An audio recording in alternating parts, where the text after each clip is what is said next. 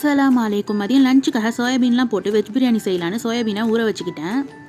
அப்புறம் குக்கரில் ஸ்பைசஸ்லாம் சேர்த்துட்டு வெங்காயம், சால்ட், இஞ்சி பூண்டு பேஸ்ட்லாம் சேர்த்து பச்சை வாசனை போகிற அளவுக்கு வதக்கிட்டு தக்காளிலாம் சேர்த்து வதக்கிக்கிட்டேன். தக்காளி வதங்கினதும் காய்கறிகளையும் சோயாபீனையும் சேர்த்துக்கிட்டேன். சீரக மிளகுத்தூள், மஞ்சத்தூள், தயிர் எல்லாம் சேர்த்து நல்லா மிக்ஸ் பண்ணிக்கிட்டேன். காரம் எதுவும் சேர்க்கலை. உங்களுக்கு வேண்டாம் நீங்கள் பச்சை மிளகா இல்லக்கட்டி மிளகாத்தூள் சேர்த்துக்கோங்க.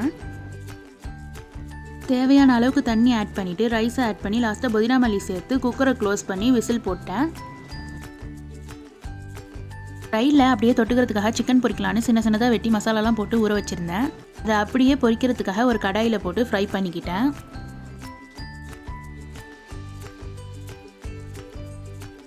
இதெல்லாம் எடுத்துகிட்டு ஓப்பன் பண்ணி பார்த்தா சோயாபீன் பிரியாணி நல்லா ரெடியாகி வந்துருந்துச்சு. நீங்களும் இந்த சோயாபீன் பிரியாணியை ட்ரை பண்ணி பாருங்கள். சாப்பிடும்போது ரொம்பவே நல்லா இருந்துச்சு. அப்படியே ரைத்தாவும் பண்ணியிருந்துச்சு. அப்புறம் சிக்கனும் நல்லா ஃப்ரை ஆகிட்டு. வீடியோ பிடிச்சிருந்தா மறக்காமல் சேனலை சப்ஸ்கிரைப் பண்ணிக்கோங்க. அப்படியே லஞ்சும் சாப்பிட்டாச்சு.